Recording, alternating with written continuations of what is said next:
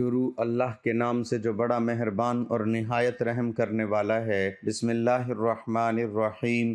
ہر روز یہ سورت 7 بار پڑھ لیں، بیٹے کو کامیاب ہوتا ہوا آپ اپنی آنکھوں سے دیکھو گے۔ محترم ناظرین، اولاد اللہ پاک کی بہت بڑی نعمت ہے۔ ہمارے نبی صلی اللہ علیہ وسلم کے جد امجد حضرت ابراہیم علیہ السلام نے اللہ سے دعا کی، پارہ نمبر 23 سورت والصافات آیت نمبر 100۔ تو ہم نے اسے خوشخبری سنائی ایک عقل مند لڑکے کی۔ متعدد جگہ قرآن میں اللہ نے اولاد جیسی نعمت کا ذکر فرمایا۔ سورہ مریم آیت نمبر 6، اے زکریا ہم تجھے خوشی سناتے ہیں ایک لڑکے کی جس کا نام یحییٰ ہے۔ اس سے معلوم ہوا نیک و صالح بیٹا اللہ رب العزت کی بڑی رحمت و نعمت ہے کہ رب کریم نے اس صورت میں فرزند صالح نیک کو رحمت و نعمت فرمایا۔ اس سے معلوم ہوا کہ بیٹے کی دعا کرنا سنت انبیاء ہے، مگر اس لیے کہ وہ توشہ آخرت ہو۔ ہاں، بیٹی پیدا ہونے کا غم کرنا کفار کا طریقہ ہے۔ مفسرین علماء فقہاء کرام فرماتے ہیں، یوں تو سبھی نعمتیں اعلیٰ ہیں، پر ایمان کی دولت و اولاد کی نعمت تمام نعمتوں میں اعلیٰ نعمت ہے۔ نعمتوں کے بارے میں فرمان الہی ہے، اور تمہیں بہت کچھ منہ مانگا دیا، اور اگر اللہ کی نعمتیں گنو تو شمار نہ کر سکو گے۔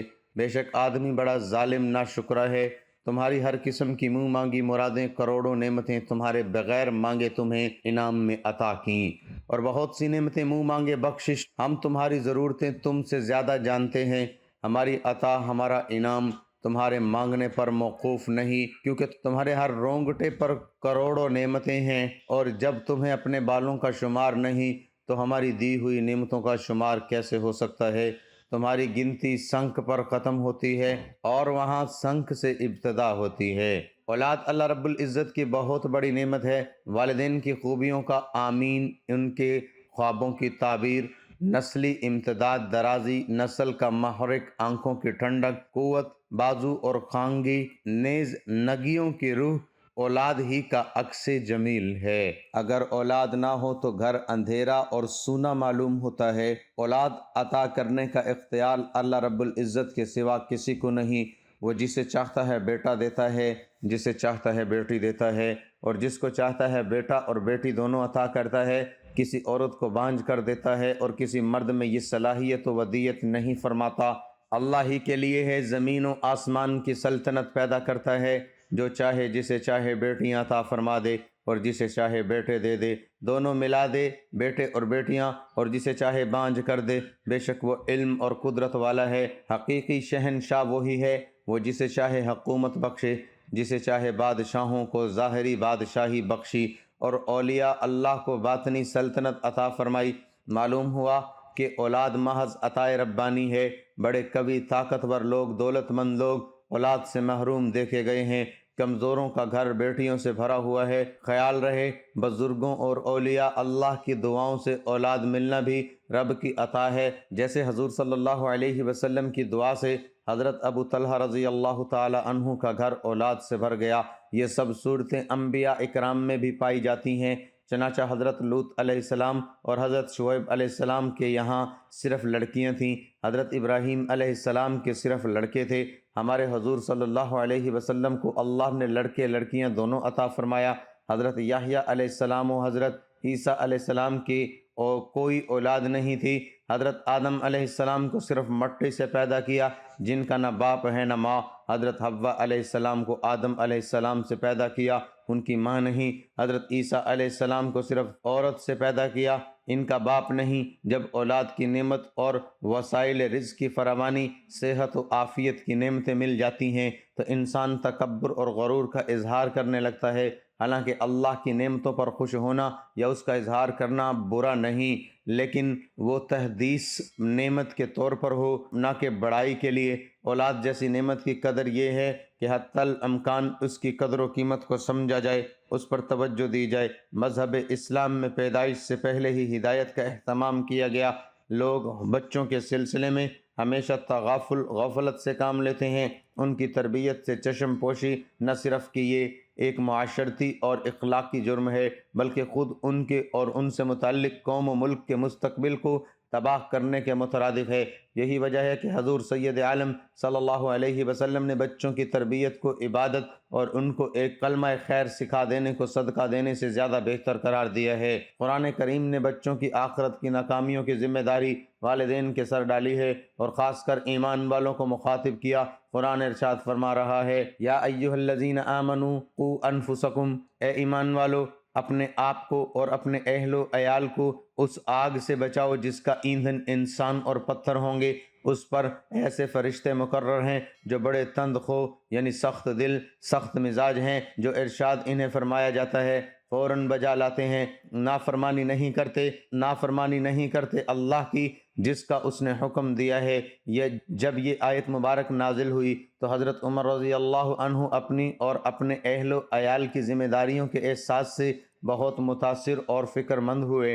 آپ حضور صلی اللہ علیہ وسلم کے پاس آئے، اے اللہ کے رسول صلی اللہ علیہ وسلم، آپ اپنے آپ کو دوزخ سے بچانے کا مفہوم تو سمجھ میں آ گیا، مگر اہل و عیال کو کیسے جہنم سے بچا سکتے ہیں؟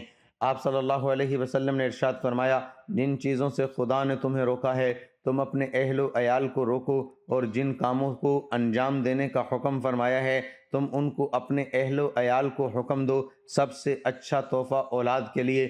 ترمذی شریف میں حضرت ایوب موسیٰ رضی اللہ عنہ اپنے والد اور اپنے دادا کے واسطے سے روایت کرتے ہیں، رسول اللہ صلی اللہ علیہ وسلم نے فرمایا، اچھی تربیت سے زیادہ ایک باپ کا اپنے اولاد کے لیے کوئی عطیہ انعام نہیں۔ ایک دفعہ سرکار صلی اللہ علیہ وسلم نے فرمایا، کوئی باپ اپنی اولاد کو اس سے بہتر کوئی عطیہ نہیں دے سکتا کہ اسے اچھی تعلیم دے۔ حضرت مولا کائنات علی المرتضیٰ رضی اللہ عنہ کا قول ہے، بچوں کو ادب سکھاؤ اور تعلیم دو۔ حضرت ابن سیرین سے منقول ہے، اولاد کی عزت کرو اور اسے بہتر ادب سکھاؤ۔ اللہ تعالیٰ نے ہر شخص کے سینے میں دھڑکتا ہوا ایک دل رکھا ہے، اس دل کے اندر اولاد کی بھی محبت رکھی ہے۔ کسی بھی شخص کا سینہ محبت اولاد سے خالی نہیں ہے۔ جس شخص کو اللہ نے یہ دولت دی ہے وہ بخوبی جانتا ہے کہ کتنا بڑا انعام و اکرام ہے، اور جس کے پاس نہیں ہے وہ بڑا محروم ہے۔ عام لوگ تو عام لوگ ہیں، اللہ کے جلیل القدر پیغمبر بھی اولاد کی محبت میں تڑپتے ہوئے دکھائی دیتے ہیں۔ کتاب رحمت قرآن مجید میں اللہ نے مختلف مقامات پر اولاد کے لیے تڑپتے ہوئے دلوں کی کہانیوں کو بیان کیا ہے۔ اس طرح جب انسان نعمتوں کا وہ حق ادا نہیں کرتا جو اللہ تعالیٰ نے دینے کے بعد اسے مطالبہ کیا ہے، تو پھر انسان اس نعمت سے پوری طرح لطف اندوز نہیں ہو سکتا ہے، وہ نعمت اس کے لیے راحت جان نہیں بنتی ہے۔ اور یہ جو اولاد کی نعمت ہے یہ صرف دنیا میں ہی راحت کا سبب نہیں ہے بلکہ آخرت کا بھی سرمایہ ہے۔ دنیا سے جانے والا ہر شخص جس کو یہ خیال ہو کہ میرے جانے کا وقت ہو گیا ہے، اور مسلمان کو تو ہر وقت یہ خیال ہونا چاہیے اور یہ ضرور سوچے کہ میں اپنے پیچھے جو اولاد چھوڑ کر جاؤں گا میرے لیے صدقہ جاریہ ہے کہ نہیں، کیونکہ حدیث میں 3 صدقات جاریہ کا ذکر کیا گیا ہے، اس میں اولاد کا ذکر بھی ہے۔ رسول اللہ صلی اللہ علیہ وسلم نے فرمایا، 3 چیزیں ایسی ہیں جن سے مرنے کے بعد بھی تمہیں فائدہ پہنچتا رہے گا، اولاد نیک اعمال کرنے والی ہو، اللہ کو یاد کرنے والی ہو، نماز پڑھنے والی ہو، لوگوں کو قرآن پڑھانے والی ہو، دعائیں کرنے والی ہو، لوگوں کو فائدہ دینے والی۔ اگر مخلوق کے لیے فیض رسا اولاد چھوڑ کر جا رہا ہے تو اس کو اطمینان رہے گا کہ اس کے نامہ اعمال کی کتاب ابھی بھی کھلی ہوئی ہے۔ اولاد نرینہ کے سارے نیک اعمال اس کے نامہ اعمال میں درج ہوتے رہیں گے، اور اگر اولاد کو صرف دنیا کا ہی بنا کر جا رہا ہے اور اس کو اللہ اور اس کے رسول صلی اللہ علیہ وسلم کی کوئی بات سکھائی اور سمجھائی نہیں، یعنی دینی تربیت نہیں کی، دنیا سے جاتے ہوئے اپنا کھاتہ بند کر کے جا رہا ہے، بلکہ اولاد کی تربیت میں کوتاہی پر سوال و جواب پر تیار ہو کر جا رہا ہے۔ آج کے دور میں بچوں کی جسمانی ضرورت کے ساتھ ان کی روح کی بھی تربیت کی ضرورت ہے۔ ماں باپ اپنا قیمتی وقت بچوں کو دیں، انہیں زندگی کا مقصد بتائیں۔ آج کے والدین اولاد کے اعلیٰ مہنگے تعلیمی اداروں میں داخلوں پر تو توجہ دیتے ہیں لیکن اچھے باکردار انسان بنانے کی فکر نہیں کرتے۔ جس طرح اولاد کے لیے ماں باپ کے ساتھ حسن سلوک کا متعدد بار حکم ہے، اسی طرح والدین کے لیے بھی اولاد صحیح منہج پر تربیت کرنا لازم و ملزوم ہے۔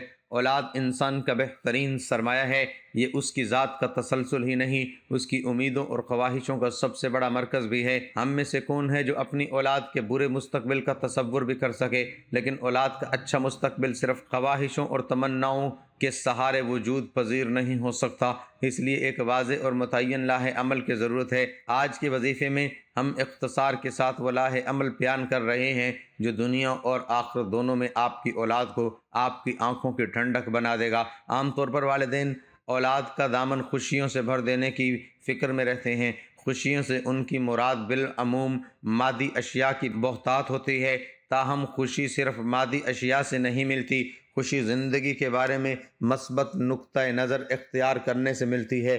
اس دنیا میں دکھوں، پریشانیوں اور ناپسندیدہ حالات سے مفر ممکن نہیں ہے۔ آپ کچھ بھی کر لیں، برے حالات سے اپنی اولاد کو بچا نہیں سکتے۔ ایک طریقہ ایسا ہے جس سے آپ کی اولاد پر مصائب و آلام کی آگ ٹھنڈی ہو سکتی ہے، وہ یہ کہ آپ اپنی اولاد کو زندگی کے بارے میں مثبت نقطہ نظر دیں۔ اسے بتائیں کہ دنیا میں سخت حالات ہی بہترین انسانوں کو جنم دیتے ہیں۔ اس اعتبار سے یہ سختیاں خدا کی نعمت ہیں۔ یہ ایک طرف انسان کی صلاحیتوں کو بہترین طریقے سے پروان چڑھاتی ہے اور دوسری طرف آخرت میں خدا کی رضا اور اس کی بہترین نعمتوں کے حصول کا ذریعہ بھی بنتی ہیں۔ چنانچہ بچوں کو یہ سبق دیں کہ وہ مشکلات کو چیلنج کے طور پر لیں، اس کے بعد وہی دکھ جو دوسروں کو نڈھال کر دیتے ہیں انہیں سرشار کر دیں گے۔ اولاد کو دینے والی دوسری چیز سخت محنت کرنے کی عادت ہے۔ والدین لاڈ پیار میں بچوں کی زندگی آسان بنانا چاہتے ہیں، مگر بے جا لاڈ پیار مستقبل میں ان کی زندگی مشکل بنا دیتا ہے۔ لاڈ پیار سے بچے اکثر نکمے ہو جاتے ہیں۔ اس دنیا میں نکمے اور ناکارہ لوگوں کی کامیابی کا کوئی امکان نہیں۔ کامیابی صرف سخت محنت سے ملتی ہے، حتیٰ کہ ذہانت بھی محنت کے کندھوں پر بیٹھ کر ہی خود کو نمایاں کر پاتی ہے۔ ذہانت 90% محنت ہے اور صرف 10% دماغی صلاحیت۔ بچپن سے ہی اولاد کو سخت ذہنی اور جسمانی محنت کا عادی بنائیں۔ اس کے کام کے لیے بچوں کے بڑے ہونے کا انتظار نہ کریں۔ بڑے ہونے پر تو بچوں کی عادتیں پختہ ہو جاتی ہیں جن کا بدلنا آسان نہیں رہتا۔ عادتیں تو بچپن ہی میں ڈلوائی جاتی ہیں۔ بحیثیت مسلمان یہ ہماری ذمہ داری ہے کہ دین کی بنیادی تصورات اپنے بچوں کو منتقل کریں۔ اس دنیا کا ایک بنانے والا ہے، اس نے ہماری رہنمائی کے لیے اپنے رسولوں کو بھیجا ہے، اس کی رہنمائی دین کی شکل میں ہمارے سامنے موجود ہے۔ ہمیں ایک روز اپنے رب کے حضور پیش ہو کر اپنے اعمال کا جواب دینا ہے۔ اچھے اعمال والے جنت اور برے اعمال والے جہنم میں جائیں گے۔ یہ وہ بنیادی تصورات ہیں جن کی اپنی اولاد تک منتقلی اپنی بنیادی ذمہ داری ہے۔ اچھے اخلاقی تصورات مثلا شرم و حیا، امانت و دیانت، صدق و عدل اور اس جیسی دیگر صفات کو بچوں کی شخصیت کا حصہ بنانا بھی والدین ہی کی ذمہ داری ہے۔ اسی طرح معاملات کو گفت و شنید سے حل کرنا، سنی سنائی باتوں کی بجائے تحقیق کے ذریعے حقائق تک پہنچنا اعلیٰ انسان کی خصلتیں ہیں۔ جیسا کہ ہم نے اوپر بیان کی، آپ کا بچہ آپ سے ہی سیکھتا ہے، اس لیے بچوں میں اعلیٰ دینی، اخلاقی اور انسانی صفات پیدا کرنے کے لیے آپ کو انہیں ایسا ہی بن کر دکھانا بھی ہوگا۔ محترم ناظرین، اب چلتے ہیں اپنی وظیفے کی جانب۔ آپ نے سب سے پہلے 3 بار درود پاک پڑھنا ہے۔ ایک مرتبہ ثواب کی نیت سے میرے ساتھ بھی درود پاک پڑھ لیں۔ اللہم صلی علی محمد وعلی آل محمد کما صلیت علی ابراہیم وعلی آل ابراہیم انک حمید مجید۔ اللہم بارک علی محمد وعلی آل محمد کما بارکت علی ابراہیم وعلی آل ابراہیم انک حمید مجید۔ اس کے بعد 7 بار سورۃ کوثر پڑھنی ہے۔ انا اعطیناک الکوثر فصل لربک وانحر ان شانئک هو الابتر۔ محترم ناظرین، اگر آپ بھی اپنی اولاد کو دنیا کے ہر میدان میں کامیاب دیکھنا چاہتے ہیں تو آپ بھی اپنے گھر ہر وقت آیت کریمہ کا ورد کیا کریں۔ لا الہ الا انت سبحانک انی کنت من الظالمین۔ انشاءاللہ اس تصویر کی برکت سے آپ کی اولاد دنیا کے ہر میدان میں کامیابی پائے گی اور دنیا کے تمام مشکلات سے دور رہے گی انشاءاللہ، اور اس سے آپ کا گھر بھی تمام آفات اور مصیبتوں سے محفوظ رہے گا۔ حضرت یونس علیہ السلام دجلہ کے بائیں کنارے پر آبادی عراق شہر موصل میں پیدا ہوئے۔ آپ حضرت ہود علیہ السلام کی اولاد میں سے تھے۔ موصل کے مقابل نینوا شہر تھا جو اس زمانے میں اپنے عروج پر تھا، اور وہاں قوم سمود آباد تھی۔ نینوا کی آبادی 1 لاکھ سے زیادہ تھی جیسا کہ قرآن پاک میں ہے، اور ان یونس کو 1 لاکھ یا اس سے زیادہ لوگوں کی طرف پیغمبر بنا کر بھیجا۔ حضرت یونس علیہ السلام کی عمر 28 سال تھی جب اللہ تعالیٰ نے انہیں اہل نینوا کی رشد و ہدایت پر معمور فرمایا۔ مفسرین کے مطابق حضرت یونس علیہ السلام کا عہد 741 قبل مسیح ہے۔ آپ علیہ السلام کا قرآن کریم کے 6 سورہ مبارک میں ذکر آیا ہے: سورۃ النساء، سورۃ انعام، سورۃ یونس، سورۃ الصافات، سورۃ الانبیاء اور سورۃ القلم۔ ان میں پہلی 4 سورۃ مبارکہ میں حضرت یونس علیہ السلام کا نام اور باقی 2 میں ذُنُّون اور صاحب الحوت یعنی مچھلی والا کہہ کر ذکر کیا گیا ہے۔ نون بڑی مچھلی کو کہتے ہیں۔ چونکہ آپ کئی دن ایک مچھلی کے پیٹ میں رہے اس لیے مچھلی والا کہا گیا۔ قرآن کریم کی 10ویں سورت آپ علیہ السلام کے نام پر ہیں۔ یونس علیہ السلام ایک عرصے تک نینوا کے لوگوں کو توحید کی دعوت اور بت پرستی سے روکتے رہے، مگر قوم نے ان کی دعوت قبول کرنے سے صاف انکار کر دیا۔ صرف یہی نہیں، غرور و تکبر میں مبتلا قوم دیگر نافرمان اقوام کی طرح آپ علیہ السلام کی دعوت کا مذاق بھی اڑاتی رہی۔ جب ان کی سرکشی اور نافرمانی انتہا کو پہنچ گئی تو اللہ تعالیٰ نے حضرت یونس علیہ السلام کو حکم دیا کہ لوگوں کو آگاہ کر دو، 3 دن کے اندر اندر ان پر عذاب آنے والا ہے۔ آپ علیہ السلام نے قوم میں سے اس کا اعلان کر دیا۔ یہ سن کر قوم یونس نے آپس میں مشورہ کیا تو اس بات پر ان سب کا اتفاق ہوا کہ یونس علیہ السلام کو بھی جھوٹ بولتے نہیں دیکھا گیا، لہٰذا ان کی بات نظر انداز نہیں کرنی چاہیے۔ مشورے میں یہ بھی طے ہوا کہ دیکھا جائے کہ اگر یونس علیہ السلام رات بستی کے اندر اپنے گھر میں مقیم رہتے ہیں تو سمجھ لو کچھ نہیں ہوگا، اور اگر وہ یہاں سے کہیں اور چلے جاتے ہیں تو یقین کر لو کہ صبح عذاب ضرور آئے گا۔ قصہ مختصر، حضرت یونس علیہ السلام رات کو اس بستی سے نکل گئے۔ صبح ہوئی تو عذاب الہی ایک سیاہ دھوئیں اور بادل کی شکل میں بستی والوں کے سروں پر منڈلانے لگا۔ جب وہ ان کے قریب ہونے لگا تو لوگوں کو یقین ہو گیا کہ اب وہ سب ہلاک ہونے والے ہیں۔ یہ دیکھ کر حضرت یونس کو تلاش کیا گیا کہ ان کے ہاتھ پر ایمان لے آئیں اور توبہ کر لیں، مگر آپ علیہ السلام کو نہ پایا تو خود ہی اخلاص نیت کے ساتھ توبہ و استغفار میں لگ گئے۔ اللہ تعالیٰ نے ان کی توبہ قبول فرما لی اور عذاب ان سے ہٹا دیا۔ ادھر حضرت یونس علیہ السلام بستی سے باہر اس انتظام میں تھے، اب اس قوم پر عذاب نازل ہوگا۔ اس کے توبہ و استغفار کا حال انہیں معلوم نہ تھا۔ جب عذاب ٹل گیا تو انہیں فکر ہوئی کہ اب تو قوم مجھے جھوٹا قرار دے دے گی، کیونکہ میں نے اعلان کیا تھا کہ 3 دن کے اندر عذاب آ جائے گا۔ اس قوم کا قانون تھا کہ جس شخص کا جھوٹ معلوم ہو اور وہ اپنے کلام پر کوئی شہادت پیش نہ کر سکی تو اسے قتل کر دیا جاتا۔ تو یونس علیہ السلام کو فکر ہوئی کہ انہیں بھی جھوٹا قرار دے کر قتل کر دیا جائے گا۔ اس رنج و غم اور پریشانی کے عالم میں اس شہر سے نکل جانے کا ارادہ کر کے چل دیے، یہاں تک کہ بحیرہ روم کے کنارے پہنچ گئے۔ وہاں ایک کشتی دیکھی جس میں لوگ سوار تھے۔ آپ علیہ السلام کو ان لوگوں نے پہچان لیا اور کرائے کے بغیر سوار کر لیا۔ کشتی روانہ ہو کر جب وسط میں پہنچی تو دفعتاً ٹھہر گئی، آگے بڑھتی ہے اور نہ پیچھے۔ کشتی والوں نے منادی کی کہ ہماری اس کشتی میں کوئی ظالم گناہ گار یا بھاگا ہوا غلام سوار ہو جاتا ہے تو یہ کشتی خود بخود رک جاتی ہے۔ ایسے آدمی کو چاہیے کہ خود کو ظاہر کر دے تاکہ اس کی وجہ سے سب پر مصیبت نہ آئے۔ اس پر حضرت یونس بول اٹھے کہ وہ بھاگا ہوا غلام گناہ گار میں ہی ہوں، کیونکہ اپنے شہر سے نکل کر کشتی میں سوار ہونا ایک طبی خوف کی وجہ سے تھا، بے اذن الہی نہ تھا، اور اللہ تعالیٰ کے حکم کے بغیر یوں چلے آنے کو حضرت یونس علیہ السلام کی پیغمبرانہ شان نے ایک گناہ قرار دیا کہ پیغمبر کی کوئی نقل و حرکت بلا اذن الہی نہیں ہونی چاہیے تھی۔ بہرحال آپ علیہ السلام نے فرمایا کہ مجھے دریا میں ڈال دو تو تم اس عذاب سے بچ جاؤ گے، مگر کشتی والے اس پر تیار نہ ہوئے، بلکہ انہوں نے قرآن دازی کی تاکہ جس کا نام نکلے اسے دریا میں ڈال دیا جائے، لیکن قرآن دازی میں بھی آپ علیہ السلام کا ہی نام نکل آیا۔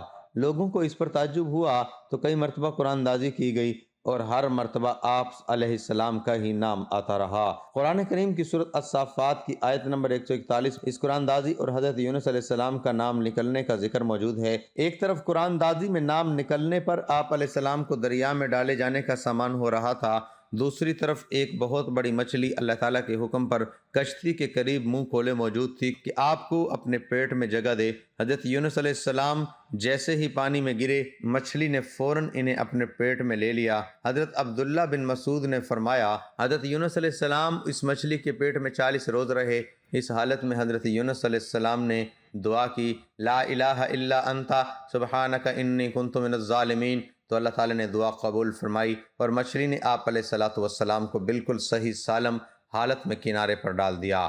ناظرین، اپنے رزق میں برکت، وسعت اور کشادگی کے لیے اللہ تعالیٰ کے 99 ناموں میں سے کوئی ایک نام لکھ کر کمنٹ میں ضرور شیئر کریں۔ اللہ تعالی ہم سب کا حامی و ناصر ہو۔ جزاک اللہ۔